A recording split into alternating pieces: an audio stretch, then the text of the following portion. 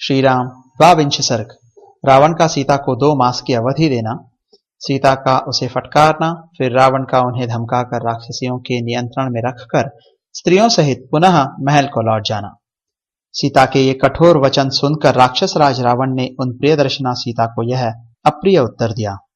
लोक में पुरुष जैसे जैसे स्त्रियों से अनुनय विनय करता है वैसे वैसे वह उनका प्रिय होता जाता है, परंतु मैं तुमसे जो जो मीठे वचन बोलता हूं त्यों ही त्यों तुम मेरा तिरस्कार करती जा रही हो। किंतु जैसे अच्छा सारथी कुमार्ग में दौड़ते हुए घोड़ों को रोकता है, वैसे ही तुम्हारे प्रति जो मेरा प्रेम उत्पन्न हो गया है वही मेरे क्रोध को रोक रहा है। मनुष्यों में यह काम मतलब प्रेम बड़ा टेढ़ा है। वह जिसके प्रति बंध जाता है उसी के प्रति करुणा और स्नेह उत्पन्न हो जाता है। सुमुखी, यही कारण है कि झूठे वैराग्य में तत्पर तथा वध और तिरस्कार के योग्य होने पर भी तुम्हारा मैं वध नहीं कर रहा हूं। मिथिलेश कुमारी, तुम मुझसे जैसी जैसी कठोर बातें कर रही हो उनके बदले तो तुम्हें कठोर प्राणदंड देना ही उचित है। विदेह राजकुमारी सीता से ऐसा कहकर क्रोध के आवेश में भरे हुए राक्षस राज रावण ने उन्हें फिर इस प्रकार उत्तर दिया। सुंदरी, मैंने तुम्हारे लिए जो अवधि नियुक्त की है उसके अनुसार मुझे 2 महीने और प्रतीक्षा करनी है। तत्पश्चात तुम्हें मेरी शैया पर आना होगा। अतः याद रखो, यदि 2 महीने के बाद तुम मुझे अपना पति बनाना स्वीकार नहीं करोगी तो रसोइये मेरे कलेवे के लिए तुम्हारे टुकड़े टुकड़े कर डालेंगे।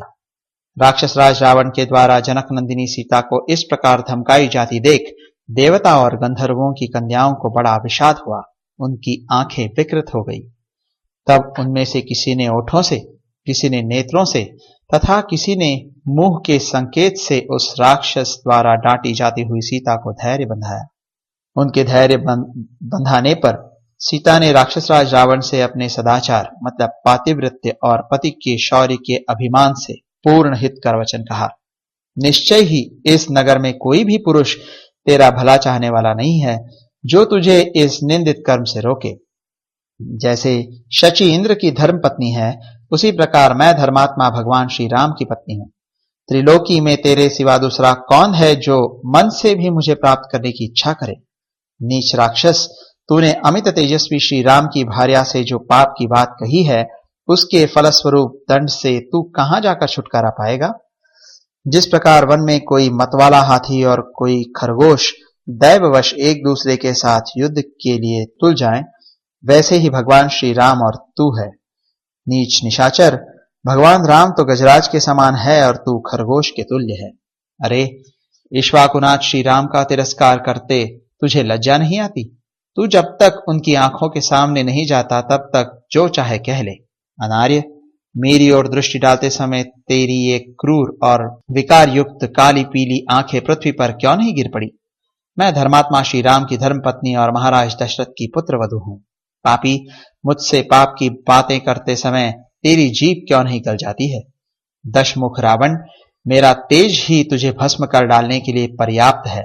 केवल श्री राम की आज्ञा न होने से और अपनी तपस्या को सुरक्षित रखने के विचार से मैं तुझे भस्म नहीं कर रही हूं। मैं मतिमान श्री राम की भार्या हूं। मुझे हर ले आने की शक्ति तेरे अंदर नहीं थी। निस्संदेह तेरे वध के लिए ही विधाता ने यह विधान रच दिया है। तू तो बड़ा शूरवीर बनता है, कुबेर का भाई है और तेरे पास सेनाएं भी बहुत है। फिर श्री राम को छल से दूर हटाकर क्यों तूने उनकी स्त्री की चोरी की है? सीता की ये बातें सुनकर राक्षस राज रावण ने उन जनक दुलारी की ओर आंखें तरेर कर देखा। उसकी दृष्टि से क्रूरता टपक रही थी। वह नील मेघ के समान काला और विशालकाय था। उसकी भुजाएं और ग्रीवा बड़ी थी। वह गति और पराक्रम में सिंह के समान था और तेजस्वी दिखाई देता था। उसकी जीभ आग की लपेट के समान लपलपा रही थी तथा नेत्र बड़े भयंकर प्रतीत होते थे। क्रोध के कारण उसके मुकुट का अग्रभाग हिल रहा था, जिससे वह बहुत ऊंचा जान पड़ता था। उसने तरह तरह के हार और अनुलेपन धारण कर रखे थे तथा पक्के सोने के बने हुए बाजूबंद उसकी शोभा बढ़ा रहे थे। वह लाल रंग के फूलों की माला और लाल वस्त्र पहने हुए था। उसकी कमर के चारों ओर काले रंग का लंबा कटिसूत्र बंधा हुआ था, जिससे वह अमृत मंथन के समय वासुकी से लिपटे हुए मंदराचल के समान जान पड़ता था। पर्वत के समान विशालकाय राक्षस राज रावण अपनी दोनों परिपुष्ट भुजाओं से उसी प्रकार शोभा पा रहा था मानो दो शिखरों से मंदराचल सुशोभित हो रहा हो। प्रातः काल के सूर्य की भांति अरुण पीत कांति वाले दो कुंडल उसके कानों की शोभा बढ़ा रहे थे, मानो लाल पल्लवों और फूलों से युक्त दो अशोक वृक्ष किसी पर्वत को सुशोभित कर रहे हों। वह अभिनव शोभा से संपन्न होकर कल्प वृक्ष एवं मूर्तिमान वसंत के समान जान पड़ता था। आभूषणों से विभूषित होने पर भी श्मशान चैत्य मतलब मरघट में बने हुए देवालय की भांति भयंकर प्रतीत होता था। श्मशान चैत्य पे एक टिप्पणी है। प्राचीन काल में नगर की श्मशान भूमि के पास एक गोलाकार देवालय सा बना रहता था, जहां राजा की आज्ञा से प्राणदंड के अपराधियों का जल्लादों के द्वारा वध कराया जाता था। जब वहां किसी को प्राणदंड देने का अवसर आता, तब उस देवालय को लीप पोत कर फूलों की बंधन वारों से सजाया जाता था।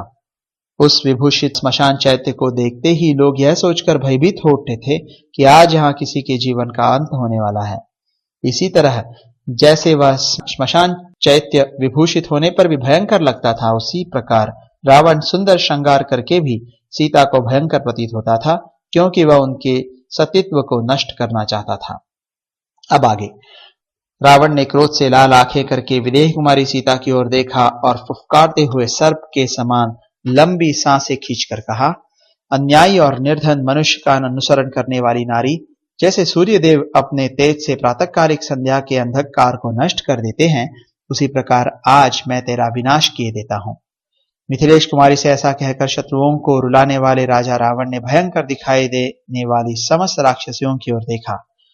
उसने एकाक्षी मतलब एक आंख वाली, एक कर्णा मतलब एक कान वाली, कर्ण प्रावरणा मतलब लंबे कानों से अपने शरीर को ढक लेने वाली, गोकर्णी मतलब गौ के से कांति वाली, हस्तिकर्णी मतलब हाथी के समान कानों वाली, लंबकर्णी मतलब लंबे कान वाली, अकर्णिका मतलब बिना कान वाली, हस्तिपदी मतलब हाथी के से पैरों वाली, अश्वपदी मतलब घोड़े के समान पैर वाली, गोपदी मतलब गाय के समान पैर वाली, पादचूलिका मतलब केश युक्त पैरों वाली, एकाक्षी एकपादी मतलब एक पैर वाली, पृथुपादी मतलब मोटे पैर वाली, अपादिका मतलब बिना पैरों की, अतिमात्र शिरोग्रीवा मतलब विशाल सिर और गर्दन वाली, अतिमात्र कुचोदरी मतलब बहुत बड़े बड़े स्तन और पेट वाली, अमित मात्रास्य नेत्र मतलब विशाल मुख और नेत्र वाली, दीर्घ जिह्वा नखा मतलब लंबी जीभ और नखों वाली, अनासिका मतलब बिना नाक की, सिंहमुखी मतलब सिंह के समान मुख वाली, गोमुखी मतलब गो के समान मुख वाली तथा सुकरी मुखी मतलब सुकरी के समान मुख वाली। इन सब राक्षसियों से कहा, निशाचरियों, तुम सब लोग मिलकर अथवा अलग अलग शीघ्र ही ऐसा प्रयत्न करो जिससे जनक किशोरी सीता बहुत जल्द मेरे वश में आ जाए। अनुकूल प्रतिकूल उपायों से, साम दान और भेद नीति से तथा दंड का भी भय दिखाकर विदेह कुमारी सीता को वश में लाने की चेष्टा करो। राक्षसियों को इस प्रकार बारंबार आज्ञा देकर काम और क्रोध से व्याकुल हुआ राक्षस राज रावण जानकी जी की ओर देखकर गर्जना करने लगा। तदनंतर राक्षसियों की स्वामिनी मंदोदरी तथा धान्य मालिनी नाम वाली राक्षस कन्या शीघ्र रावण के पास आई और उनका आलिंगन करके बोली, महाराज राक्षस राज, आप मेरे साथ क्रीड़ा कीजिए। इस कांतिहीन और दीन मानव कन्या सीता से आपको क्या प्रयोजन है? महाराज, निश्चय ही देवश्रेष्ठ ब्रह्मा जी ने इसके भाग्य में आपके बाहुबल से उपर्जित दिव्य एवं उत्तम भोग नहीं लिखे हैं। प्राणनाथ, जो स्त्री अपने से प्रेम नहीं करती, उसकी कामना करने वाले पुरुष के शरीर में केवल ताप ही होता है, और अपने प्रति अनुराग रखने वाली स्त्री की कामना करने वाले को उत्तम प्रसन्नता प्राप्त होती है। जब राक्षसी ने ऐसा कहा और उसे दूसरी ओर वह हटा ले गई, तब मेघ के समान काला और बलवान राक्षस रावण जोर जोर से हंसता हुआ महल की ओर लौट पड़ा। अशोक वाटिका से प्रस्थित होकर पृथ्वी को कंपित सी करते हुए दशग्रीव ने उद्दीप्त सूर्य के सदृश प्रकाशित होने वाले अपने भवन में प्रवेश किया। तदनंतर देवता, गंधर्व और नागों की कन्याएं भी रावण को सब ओर से घेर कर उसके साथ ही उस उत्तम राजभवन में चली गई। इस प्रकार अपने धर्म में तत्पर, स्थिरचित्त और भय से कांपती हुई मिथिलेश कुमारी सीता को धमकाकर काम मोहित रावण अपने ही महल में चला गया। इस प्रकार श्री वाल्मीकि निर्मित आर्ष रामायण आदि काव्य के सुंदर कांड में 22वां सर्ग पूरा हुआ।